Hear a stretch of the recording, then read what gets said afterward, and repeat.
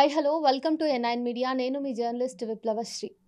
ఏదైనా వ్యక్తి ఒక సిద్ధాంతాన్ని పట్టుకుని ఆ సిద్ధాంతం గురించి ప్రజలకి చెప్పి చైతన్యం చేయాలనుకుంటున్నారు అంటే ఆ వ్యక్తి ఆ సిద్ధాంతాన్ని తీసుకున్నందుకు తన జీవితంలో ఎంతో బ్యాక్ స్టోరీ ఉండొచ్చు.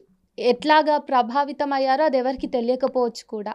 కానీ అలాంటి వ్యక్తుల్ని కదిలించినప్పుడు సమాజంలో ఫలానా సిద్ధాంతం ఎందుకు బలంగా తీసుకెళ్లాల్సిన అవసరం ఉంది అని ఖచ్చితంగా తెలుసుకుంటే బాగుంటుంది కదా.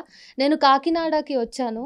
అయితే ఇక్కడ డాక్టర్ కె భానుమతి మేడం చాలా మందికి ముఖ్యంగా మహిళలకి, అమ్మాయిలకి అంబేద్కరిజంను ఇంకా బుద్ధిజంను గురించి చెప్తూ జీవితంలో వాళ్ళని ఎట్లా ఆదర్శంగా తీసుకోవాలి అనే విషయాల్ని వాళ్ళకి చెప్తూ నిరంతరం చైతన్యం చేస్తున్నారు అనే విషయం తెలిసింది.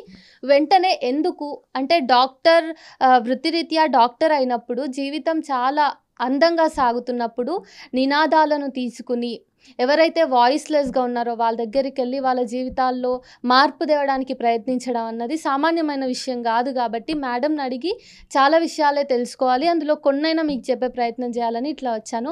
మేడం జై భీమ్. మ్యామ్ జై భీమ్ అమ్మ.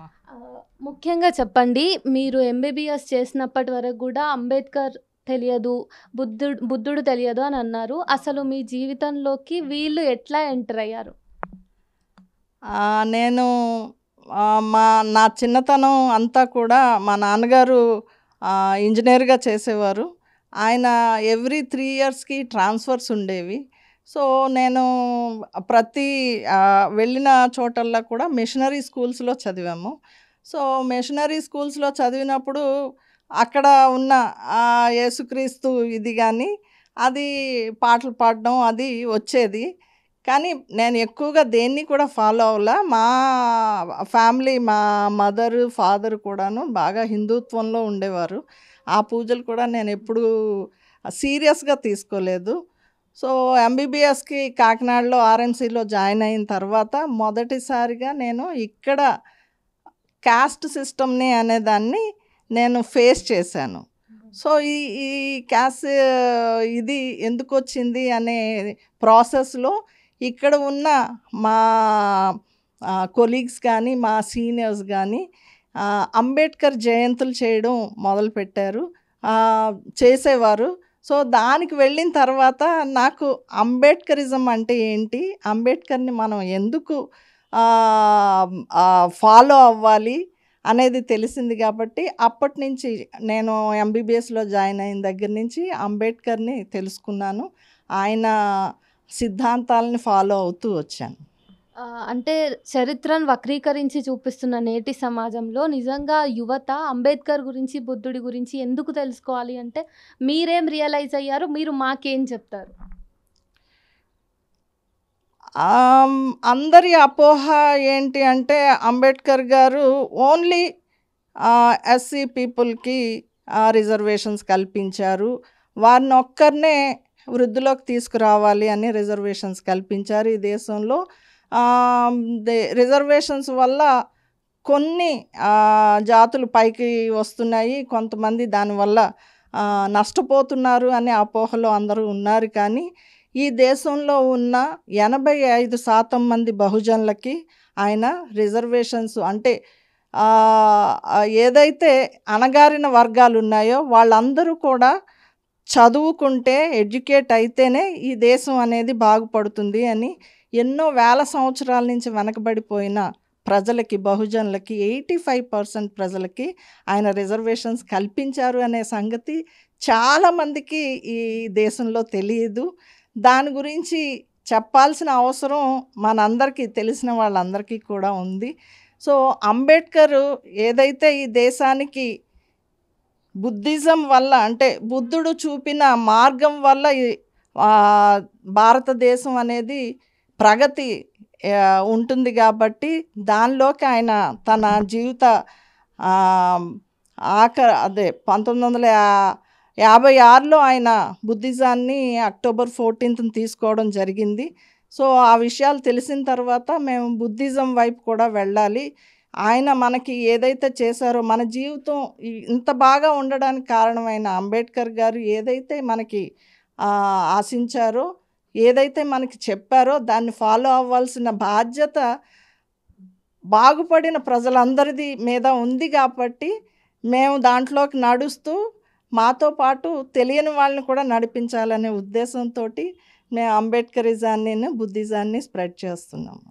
అంటే మీరు చదువుకుంటున్న టైంలో ఈ ఐడియాలజీ ఇంట్రొడ్యూస్ అయింది అంటున్నారు.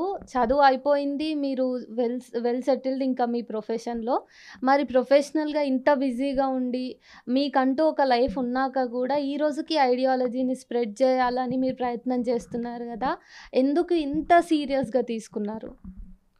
అంటే నేను చదువుతున్నప్పుడు నా మ్యారేజ్ అయిన తర్వాత పిల్లలు, వాళ్ళ చదువులు అయ్యే వరకు నేను అంత సీరియస్‌గా ఈ బుద్ధిజాన్ని గానీ, అంబేద్కరిజాన్ని గానీ నేను స్ప్రెడ్ చేయలేదు. కానీ అంబేద్కర్ వల్ల మాత్రమే మేము ఈ స్థాయిలో ఉన్నాము అనేది నాకు ఆహ్, అది చిన్నప్పటి నుంచి అంటే ఎంబీబీఎస్ నుంచి నాలో అలాగా నాటుకుపోయింది కాబట్టి అంబేద్కరిజాన్ని నేను బాగా ఫాలో అయ్యేదాన్ని. కానీ బుద్ధిజాన్ని మాత్రం నేను సీరియస్‌గా తీసుకుంది. మా హస్బెండ్ 25 ఇయర్స్ నుంచి బుద్ధిస్ట్‌గా ఆయన కొనసాగుతున్నారు. ఇక్కడ కాకినాడలో బుద్ధ విహార్ ఉన్నది. అది 25 ఇయర్స్ నుంచి రన్ అవుతోంది. అప్పుడప్పుడు వెళ్ళేదాన్ని గానీ నేను అంత సీరియస్‌గా బుద్ధిజాన్ని తీసుకోలేదు. కానీ అంబేద్కర్ ఆశించింది ప్రబుద్ధ భారత్‌ని చెయ్యాలి. బుద్ధిజం ఒక్కటే ప్రపంచ శాంతికి కారణం అవుతుంది అని ఆయన చాలా ఇదిగా నమ్మారు కాబట్టి అంబేద్కర్‌ని ఫాలో అయ్యే మనం డెఫినెట్‌గా బుద్ధిజం గురించి కూడా తెలుసుకొని దాంట్లో ఏది మంచిది అనేది మనం కూడా తెలుసుకోవాలనే తాపత్రయంలో మా పిల్లల ఎడ్యుకేషన్ అంతా అయిపోయిన తర్వాత, వాళ్ళ పెళ్ళిళ్ళు అయిపోయిన తర్వాత నాకు శూన్యంగా అనిపించింది జీవితం. పిల్లలకి పెళ్ళిళ్ళు అయిపోయిన తర్వాత. నేను తర్వాత ఏం చేయాలి అనేది నాకు అదేంటి బుద్ధ విహార్‌కి సీరియస్‌గా వెళ్ళడం మొదలుపెట్టాను. ఎవ్రీ సండే మాకిక్కడ బుద్ధ విహార్‌లో అందరం కలుసుకుంటూ ఉంటాము బుద్ధిస్టులందరూను. సో, అక్కడికి వెళ్ళిన తర్వాత ఎక్కువ సీరియస్‌గా ఎవరు పట్టించుకోవట్లేదు బుద్ధిజాన్ని. అక్కడ ఉన్న మెంబర్స్ కూడా చాలా తక్కువ మంది ఉన్నారు అని అనిపించింది నాకు. ఫస్ట్ 4, 5 మంత్స్ బానే గడిచింది. తర్వాత ఒకసారి బుద్ధ జయంతి అంటే ఫస్ట్ బుద్ధుడు జననం, జ్ఞానోదయం పొందిన రోజు, తర్వాత ఆయన మహాపరినిర్వాణం చెందిన రోజైన వైశాఖ పౌర్ణమి రోజు ఇక్కడ బుద్ధిస్టులు అందరూ కూడాను ర్యాలీ కింద అంబేద్కర్ స్టాట్యూ ఉంటుంది ఇక్కడ. అక్కడ వరకు వెళ్ళి ర్యాలీ కింద వెళ్ళి ఆయన గార్లెండింగ్ చేసి వస్తారు. సో, ఆ టైంలో నేను వెళ్ళాను. వెళ్ళినప్పుడు నేను ఫస్ట్ టైం వెళ్ళాను గార్లెండింగ్ చేయడానికి. ఆ రోజు అంబేద్కర్ గారికి గార్లెండింగ్ చేయమని నన్ను అడిగినప్పుడు నేను చేసినప్పుడు నాకు అదొకలాంటి అంటే గూస్ బంప్స్ వచ్చాయి ఆయన స్టాట్యూకి నేను గార్లెండింగ్ చేసినప్పుడు. సో, అప్పటి నుంచి నేను చాలా సీరియస్‌గా దీంట్లో ఇన్వాల్వ్ అయ్యి ఉన్నాను. అంబేద్కర్ గారు ఆశించిన బుద్ధిజాన్ని ప్రజలందరికీ తెలియజేయాలి. ఎక్కువ మంది స్త్రీలు ఇక్కడికి రావట్లేదు కాబట్టి ఈ దేశ ప్రగతి అనేది ఏ దేశ ప్రగతి అయినా సరే స్త్రీల అభివృద్ధి మీద మాత్రమే ఆధారపడి ఉంటుందని అంబేద్కర్ గారు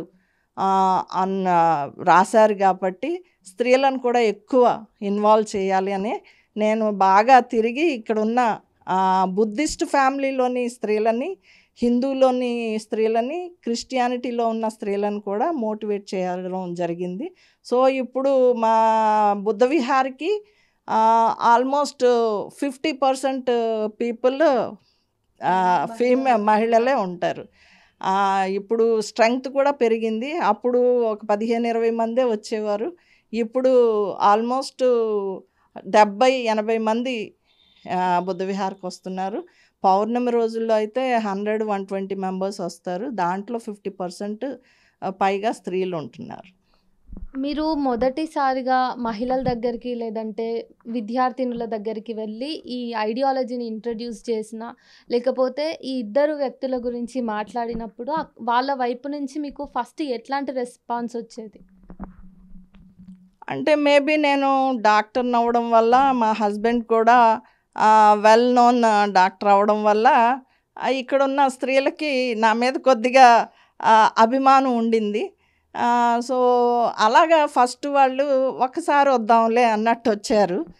వచ్చారు కానీ ఆ తర్వాత సీరియస్గా వాళ్ళు అక్కడ జరుగుతున్న ఆ కార్యక్రమం కానీ అదేంటి అక్కడ చెప్తున్న ప్రవచనాలు కానీ బుద్ధుని మాటలు కానీ విన్న తర్వాత వాళ్ళు కూడా అదేంటి యాక్టివేట్ అయ్యి వాళ్ళు కూడా ఇన్స్పైర్ అయ్యి వాళ్ళ చుట్టూ ఉన్న వాళ్ళకు కూడా చెప్పడం మొదలుపెట్టారు. సో దాంతో ఎక్కువ మంది స్త్రీలు ఇన్వాల్వ్మెంట్ ఎక్కువైంది. ఓకే. మీరు అంటే కాస్ట్ డిస్క్రిమినేషన్ వల్లనే మీకు ఈ ఇద్దరు మహనీయులు పరిచయం అయ్యారు అని చెప్పారు కదా. ఇంకా కాస్ట్ డిస్క్రిమినేషన్ అట్లానే ఉంది.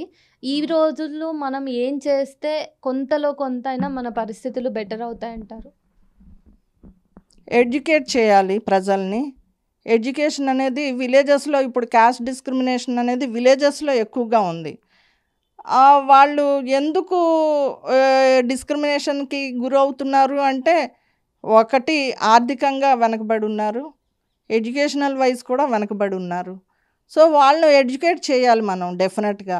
ఎడ్యుకేట్ చేసి అసలు హిస్టరీ అనేది మన భారతదేశ చరిత్ర అనేది అంబేద్కర్ గారు చెప్పినట్టు బుద్ధిజానికి హిందూయిజానికి మధ్య రగిలిన సంఘర్షణే భారతదేశ చరిత్ర అని అంబేద్కర్ గారు చెప్పారు. కాబట్టి ఆ చరిత్రను మనం చెప్పాలి వాళ్ళకి. అసలు మూల నివాసులు మనం ఇక్కడ ఈ ఇండియాలో మనం పాలకులుగా ఎన్నో వేల సంవత్సరాల నుంచి అణిచివేయబడుతున్నాం, పాలితులుగా అణిచివేయబడుతున్నాం. కాబట్టి మనం కొద్దిగా ఎడ్యుకేట్ అయ్యి మన దేశాన్ని మనం మన సంపదని మనం ఎలా డిస్ట్రిబ్యూట్ చేసుకోవాలి, మనం ఎలా పొందాలి అనే దాన్ని ఎడ్యుకేట్ చేస్తూ ఉంటాను. తర్వాత ఎడ్యుకేషన్ అనేది చాలా ఇంపార్టెంట్. కాబట్టి బాబాసాహెబ్ ఏం చెప్పారు, మీరు ఎడ్యుకేట్ అయిన తర్వాత నీ సంపాదనలో అంటే pay back to the society అని చెప్పారు.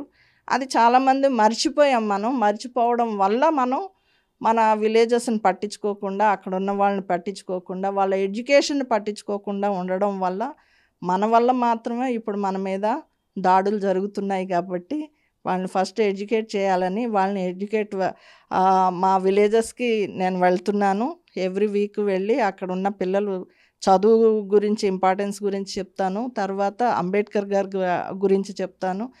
తర్వాత ఆయన ఫాలో అయిన బుద్ధిజాన్ని గురించి కూడా చెప్తూ శాస్త్రీయబద్ధంగా మనం ఎలా డెవలప్ అవ్వాలి అనే దాని గురించి చెప్పడంతో ఈ కొంతకాలానికి ఈ అట్రాసిటీస్ అనేవి తగ్గుతాయి అనే ఆశతోటి పనిచేయాలి. ఎవరో ఒకరు పని చేయకపోతే, ఎవరో ఒకరు ఎడ్యుకేట్ చేయకపోతే ఈ అట్రాసిటీస్ అలా పెరుగుతూనే ఉంటాయి. కాబట్టి ఆ ఇనిషియేషన్ నేను కొద్దిగా తీసుకొని ఫ్యూచర్లో అన్న అట్రాసిటీస్ తగ్గుతాయి అనే దిశగా పనిస్తున్నాం. బీయింగ్ యాజ్ అ విమెన్ మీరు ఫీల్డ్లోకి అడుగు పెడుతున్నారు, which is not your profession two. ఆ టైంలో ఎట్లా రిసీవ్ చేసుకునే వాళ్ళు? అంటే ఏదైనా రూపంలో మీకు ఛాలెంజెస్ వచ్చాయా? అది ఏ రకంగా అయినా, రైట్ వింగ్ నుంచి అవ్వచ్చు, పొలిటికల్గా కావచ్చు, లేకపోతే ఇంకా ఈ మతపరంగా కూడా క్రిస్టియన్స్ అయినా హిందుత్వ అయినా ఏ రకంగా అయినా మీకు ఛాలెంజెస్ వచ్చాయా? అంటే రిలీజియస్ పరంగా అయితే నాకేమీ ఛాలెంజెస్ ఇప్పటివరకు రాలేదు.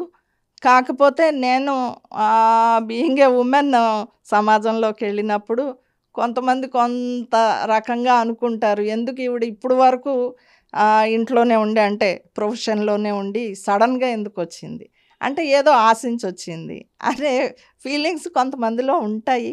అవి కొంతమంది ఎక్స్ప్రెస్ చేస్తారు. అయినా కూడా నేను పెద్ద పట్టించుకోని దాని సంగతి. రిలీజియస్గా అయితే మాత్రం ఎవరు నన్ను ఏమీ ఇవేమీ రాలేదు, థ్రెట్స్ కానీ అలాంటివి ఏమీ రాలేదు. ఏ జాతీయ పార్టీలు చూసినా, ఏ చిన్న పార్టీలైనా కానీ, స్థానిక పార్టీలైనా కానీ, మహిళలకి అధ్యక్షురాలిగా అవకాశం ఇచ్చిన దాఖలాలు చాలా రేర్. అయితే ముఖ్యంగా దళిత్ మహిళలు కానీ, దళిత యువతులు కానీ, మైనారిటీస్ కానీ ఎక్కువ మొత్తంలో పొలిటికల్గా వాళ్ళు కూడా ఎంటర్ అయితే ఎట్లా ఉంటుంది అనే ఆలోచనలు మీకు ఎప్పుడైనా అనిపించినాయా? అనిపించాయి. డెఫినెట్గా మహిళలు ముందుకొస్తే కానీ పొలిటికల్గా డెఫినెట్గా అంబేద్కర్ గారు అన్నట్టు దేశ ప్రగతి ఇంకా ఫాస్ట్గా ఉంటుంది అనేది నా అభిప్రాయం. ఎక్కువ మంది స్త్రీలు ఎడ్యుకేట్ అవ్వాలి ఈ విషయంలోని. పొలిటికల్గా కూడా మనం వస్తే అంటే ఇప్పుడున్న పాలిటిక్స్ చాలా ఇబ్బందికరంగానే ఉన్నాయి. దాంట్లో ఎంతమంది మహిళలు ఉన్నా కూడాను వారి అదే సిద్ధాంతాలే ఉంటాయి, కానీ మనం సొంతంగా ఏ నిర్ణయాలు తీసుకునే పరిస్థితి ఇప్పుడైతే లేదు. కాబట్టి సొంతంగా ఏమన్నా స్త్రీలందరూ కలిపి ఒక పార్టీ పెట్టి దేశాన్ని అంటే ఫస్ట్ ఒక సిటీలో కానీ అందరూ స్త్రీలు ఉండే పార్టీ లాగా ఏమైనా పెట్టి డెవలప్మెంట్ చేస్తే కానీ డెఫినెట్గా మనం దేశంలో డెవలప్మెంట్ని చూడవచ్చు. ఆల్ విమెన్ పార్టీ అంటారు. ఇంకా అయితే బుద్ధిజం గురించి మీరు ఏమైనా బేసిక్ అంశాలు చెప్తారా? బుద్ధిజం గురించి మళ్ళీ మనం చర్చించాలంటే అది చాలా పెద్ద ఎపిసోడ్ అవుతుంది. But basic idea on Buddhism. బుద్ధిజంలో మెయిన్గా బుద్ధుడు చెప్పింది ఫస్ట్ పంచశీల అంటే కానీ పాణాతిపాత వీరమణి సిక్ఖాపదం సమాధియామి అంటే జంతుహింస చేయకూడదు అనే దాని అర్థం. జంతుహింస అంటే ఓన్లీ జంతువులను చంపొద్దు అని కాదు, నీ మాటలతో కానీ చేతలతో కానీ ఏ విధమైన పనులతో కానీ ఇతరులని హింస పెట్టకు. అది మనుషులన్నా కానీ జంతువులన్నా కానీ వాళ్ళని హింస పెట్టకూడదు అనేది మొదటిది. తర్వాత దొంగతనం చేయకూడదు అంటే నీది కాని వస్తువుని నువ్వు తీసుకోకూడదు అనేది రెండో పంచశీలలో ఒక ఇది. మూడోది కామేశ్ మిచ్చాచార వీరమణి సిక్ఖాపదం సమాధియామి అంటే ఎలాంటి కామ దురాచారాలు నువ్వు చేయకు అనేది మూడోది. నాలుగోది ఎట్టి పరిస్థితుల్లోనే అబద్ధం చెప్పకు, సత్యాన్నే పలుకు అనేది నాలుగోగా శీలం. ఐదవది సురా మేరే మధ్య పమదట్టాన సిక్కాపదం సమాధియామి అంటే మత్తు పానీయాలకు కానీ మత్తు పదార్థాలకు కానీ లోనవ్వకు. ఇవన్నీ చేసినప్పుడు మానవుడు డెఫినెట్గా వాడి పతనాన్ని కోరి తెచ్చుకుంటాడు. వీటి అన్నిటికీ కూడా దూరంగా ఉంటే మానవుడి ప్రగతి డెవలప్మెంట్ అనేది ఉంటుందనేది బుద్ధుని సిద్ధాంతం. ఫస్ట్ చెప్పిన సిద్ధాంతం ఆయన జ్ఞానోదయం పొందిన తర్వాత. సో దాన్ని ఫాలో అయితే కానీ ఇప్పుడు విలేజెస్లో తాగుడు ఎక్కువగా ఉంది, కామ దురాచారాలు అంటే వ్యభిచారం ఎక్కువగా ఉంది. వ్యభిచారం చేస్తే అన్ని డిసీజెస్ వస్తాయి. సో వాడు వెనకబడిపోతాడు. మత్తు పదార్థాలు తాగుడికి అలవాటు పడితే వాళ్ళ ఫ్యామిలీ అంతా నాశనం అయిపోతుంది. దొంగతనం చేస్తే పట్టుబడ్డాడంటే జైలు శిక్ష పడుతుంది. అలాగే అబద్ధాలు ఆడినా కూడా పక్క వాళ్ళతోటి ప్రాబ్లమ్స్ వస్తాయి. ఇవన్నీ కూడా పోవాలి అనేసి అంటే కానీ పంచశీలని కంప్లీట్గా ఫాలో అయితే మనిషి డెవలప్మెంట్ అనేది బాగుంటుందని బుద్ధుడు చెప్పాడు. కాబట్టి అది ఫాలో అయిన అన్ని ఫ్యామిలీస్ కూడాను, నేను చూసిన ఫ్యామిలీస్ అన్నీ కూడా చాలా బాగా డెవలప్ అయ్యాయి. దేవుడి మీద ఆధారపడి చదివిన వాళ్ళు చాలా తక్కువ మంది ఫలితాలను పొందారు. కానీ బుద్ధిజంలో ఉన్న ప్రతి ఫ్యామిలీ కూడా చాలా హ్యాపీగా ఉంటుంది. అంటే వేరే వాళ్ళ ప్రగతిని చూసి అసూయపడడం కానీ, వేరే వారి ఆస్తిని చూసి అసూయపడి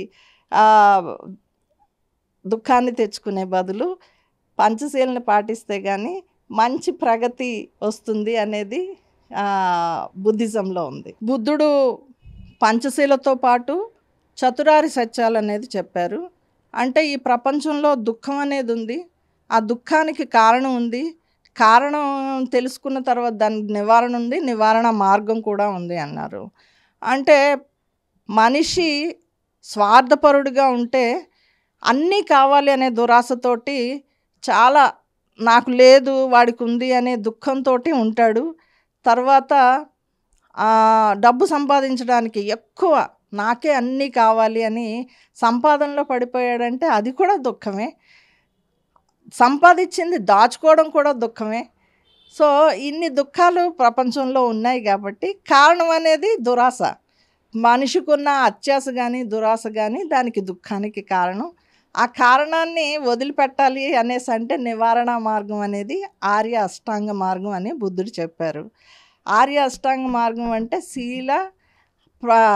శీల సమాధి ప్రజ్ఞ అనేది 3 చెప్పారు.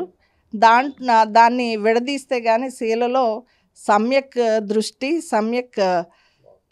సమ్యక్ వాక్కు, సమ్యక్ కర్మ, సమ్యక్ అజీవక అనేది శీలలో 3 పార్ట్స్ ఉన్నాయి. తర్వాత ప్రజ్ఞలో సమ్యక్ దృష్టి, సమ్యక్ సంకల్పం అనేది ఉంది. సమ్యక్ సమాధి, వ్యాయామ, సమాధి, స్మృతి అనేది ఇంకొక దాంట్లో ఉంది. ఈ ఆర్య అష్టాంగ మార్గాన్ని ప్రతి జీవి కానీ ఫాలో అయితే కానీ డెఫినెట్గా దురాశ నుంచి దూరంగా వెళ్తాడు. అంటే సమాజ శ్రేయస్సు గురించి ఆలోచిస్తాడు. బుద్ధిజం అంతా కూడాను మనిషి చుట్టూయే తిరుగుతుంది. దేవుడు, ఆత్మ, వీటన్నిటికీ బుద్ధిజంలో అసలు స్థానమే లేదు. మనిషే ప్రధానం. ఈ ప్రపంచంలో మనిషి మంచిగా బ్రతికితే కానీ మంచి సమాజం ఉంటుంది. మనిషి చుట్టూ, మనసు చుట్టూ మాత్రమే బుద్ధిజం తిరుగుతుంది. కాబట్టి నీ మనసుని నిర్మలంగా ఉంచుకొని, మనసుని మంచిగా ఉంచుకోవడానికి నువ్వు ధ్యానం చెయ్యి. తర్వాత నీ ధ్యానం వల్ల నీ ప్రజ్ఞ కూడా పెరుగుతుంది. నీ బ్రెయిన్లోని ఆలోచనలు మంచిగా ఉంటే కానీ నీ పక్కవాడికి కూడా నువ్వు సాయం చేయాలి. ఎక్కువ బుద్ధిజం అనేది దానం మీద ఎక్కువ ఫోకస్ చేస్తారు. నీకున్న దాంట్లో 1/4 దానం చెయ్యి, అది నీకు చాలా సంతోషాన్ని ఇస్తుంది అంటాడు బుద్ధుడు. నువ్వు సంపాదించిన దాంట్లో 1/4 దాచుకో, 1/4 నువ్వు అనుభవించు, 1/4 దానాన్ని చెయ్యు. అంటే ప్రజా ప్రయోజనాల గురించి ఇంకో 1/4 చేయమంటారు బుద్ధుడు. నువ్వు సంపాదించొద్దు అనేది చెప్పడు బుద్ధుడు ఎప్పుడు. నువ్వు బీదరికంలో ఉంటే నీకు మంచి జీవితం వస్తుంది, పరలోకం వస్తుంది అనేది చెప్పడు బుద్ధుడు. చెప్పలేదు ఆయన.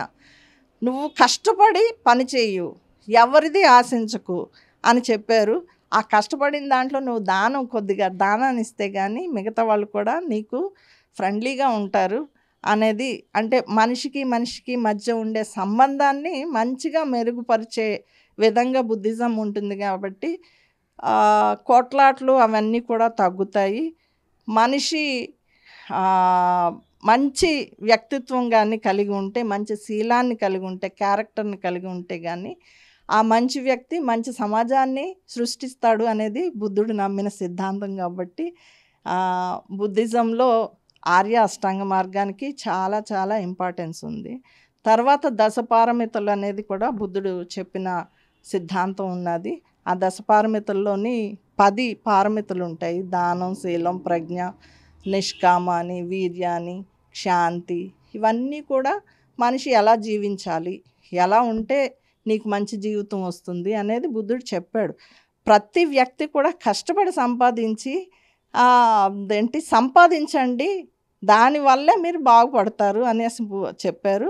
ఆ సంపాదించింది నువ్వు ఎవరి దగ్గర గ్రాప్ చేయొద్దు, నువ్వు కష్టపడి సంపాదించు అన్నాడు. ఇతరుల నుంచి నువ్వు ఆశించద్దు అన్నారు. కాబట్టి మనం న్యాయబద్ధంగా మనం సంపాదించుకొని ఉంటే కానీ, బుద్ధిజంలో ఉంటే కానీ, అంటే బుద్ధిజం ఇంకేం లేదు, మంచి మార్గం అంతే. అదొక రిలీజియన్ అంటూ కాదు, అందులో దేవుడు అంటూ ఏమీ లేడు, నీకు నువ్వే మార్గదర్శిగా ఉండు అని చెప్పారు బుద్ధుడు. సో అది ఫాలో అవుతే కానీ ప్రతి మనిషి చాలా హ్యాపీగా ఉంటాడనేది అందరు బుద్ధిస్టుల అభిప్రాయం. సో ప్రపంచం అంతా కూడా బుద్ధిజాన్ని ఫాలో అయితే మంచి ప్రపంచంలాగా ఉంటుంది. ఇప్పుడు మనం చూస్తున్నామంటే ఎన్నో యుద్ధాలు జరుగుతున్నాయి. అదంతా కూడా ఒక దేశంకున్న దురాశ, అత్యాశ వల్లే ఇంకో దేశాన్ని ఆక్యుపై చేయాలనుకుంటున్నారు. కాబట్టి మానవ హననం అనేది చాలా ఎక్కువగా జరుగుతుంది. మనిషి పుట్టింది మంచిగా బ్రతకడానికి కానీ ఇంకొకళ్ళ చేతిలో చనిపోవడానికి కాదు. కాబట్టి బుద్ధిజాన్ని ప్రపంచం మొత్తం తెలుసుకుంటే కానీ ఈ ప్రపంచం చాలా సుఖమయంగా ఉంటుంది. అదే బుద్ధుడు ఆశించింది, అంబేద్కర్ గారు కూడా ఆశించింది అదే. చాలామంది అనుకుంటున్నట్టు అంబేద్కర్ గారు రాజ్యాంగాన్ని, అమెరికా రాజ్యాంగాన్ని, బ్రిటిష్ రాజ్యాంగాన్ని, ఇంకా 22 రాజ్యాంగాలను తిరగేసి దాంట్లోంచి కొంత తీసి రాశాడు అంబేద్కర్ దీంట్లో పొందుపరిచారు అనేది చాలామందికి అపోహ. చాలామంది మాట్లాడుకుంటున్నారు ఈ మధ్య. కానీ వాస్తవానికి అంబేద్కర్ గారు పొందుపరిచిన రాజ్యాంగంలో పొందుపరిచిన అన్ని చట్టాలు, అన్ని స్వేచ్ఛాయుతమైన ఆర్టికల్స్ అన్నీ కూడా బుద్ధిజం నుంచి తీసుకున్నవే. ఆయన తన 16వ ఏట బుద్ధుడి గురించి జీవిత చరిత్రని ఆయన మాస్టర్ గారు కేలుస్కర్ గారు ఇచ్చారు. అప్పుడు చదివిన బుద్ధిజం నుంచే ఆయన నేను ఆ సమాజం అయితే ఎలా ఉండాలి అనేది ఆయన అప్పటి నుంచి కలగంటూ ఉన్నారు. సో స్వేచ్ఛ, సమానత్వం, సౌభ్రాతృత్వం అనేది 2600 సంవత్సరాల క్రితమే బుద్ధుడు తన కాలంలో ప్రజలకి ఉండాలనేసే ఆయన అభిలషించారు. దాని గురించి తన జీవితం అంతా కూడా పాటుపడి దాన్నే ప్రచారం చేశారు. అలాగే ఈ దేశంలో అశోకుడు అంతటి మహాచక్రవర్తి, క్రూరుడైన చక్రవర్తిని బుద్ధిజం మాత్రమే చాలా చాలా ప్రపంచం మెచ్చుకునే చక్రవర్తిగా, ఇప్పటి వరకు అలాంటి చక్రవర్తి పాలన అనేది ప్రపంచంలో ఎక్కడా లేదు అనే కీర్తిని సాధించింది ఓన్లీ ఆయన బుద్ధిజాన్ని తీసుకున్న తర్వాతే. ఆయన చేసిన సంక్షేమ పథకాలన్నీ కూడా మన రాజ్యాంగంలో పొందుపరిచారు అంబేద్కర్ గారు. సో బుద్ధిజంలో ఉన్న అన్ని మంచి భావాల్ని మన రాజ్యాంగంలో పొందుపరిచి మనకి ఇచ్చారు కాబట్టే మనం ఇప్పుడు కొద్దిగా స్వేచ్ఛ, సమానత్వం, సౌభ్రాతృత్వాన్ని ఈ దేశం ప్రజలందరూ కూడా అనుభవించగలుగుతున్నారు. ఎందుకంటే బుద్ధిజం మాత్రమే ఈ దేశంలోని మూల సంస్కృతి. బుద్ధిజము అప్పటి ప్రజలందరూ, మన మూలవాసులందరూ కూడా బుద్ధిజాన్ని ఫాలో అయిన వాళ్ళే. ఆ బుద్ధిజం సంస్కృతి ఇప్పటికీ కూడా మన ప్రజల్లో అందరికీ, మేము కాదు అని అనుకున్నా కూడా మన రక్తంలో పారేదంతా కూడా బౌద్ధ సంస్కృతే. కాబట్టి బుద్ధిజాన్ని మళ్ళీ ఫుల్గా ప్రజలందరూ తెలుసుకొని ఆ మార్గంలో నడిస్తే అందరూ చాలా స్వేచ్ఛగా, సమానత్వంతో, సౌభ్రాతృత్వంతో అందరూ బ్రతకొచ్చు అనేది మా అభిలాష, ఆకాంక్ష. అది దాన్ని ఎలాగన్నా సాధించడానికి ప్రయత్నం చేస్తూనే ఉంటాం. Thank you so much madam. విన్నారు కదా డాక్టర్ కె భానుమతి గారు బుద్ధిజంని ఎట్లా అడాప్ట్ చేసుకున్నారు, అంబేద్కర్ రాజ్యాంగం రాసేటప్పుడు కూడా బుద్ధుడి ప్రభావం ఎంత ఉంది అనే అంశాలు ఇంకా చాలా మాట్లాడారు కదా. మీరు కూడా ఈ కోణంలో ఆలోచించాల్సిన అవసరం ఉంది. ఇవన్నీ ఆలోచించిన తర్వాత మీకేమనిపించింది, ఈ వీడియో చూసిన తర్వాత మీకేమనిపించిందో కామెంట్ చేయండి. Signing off.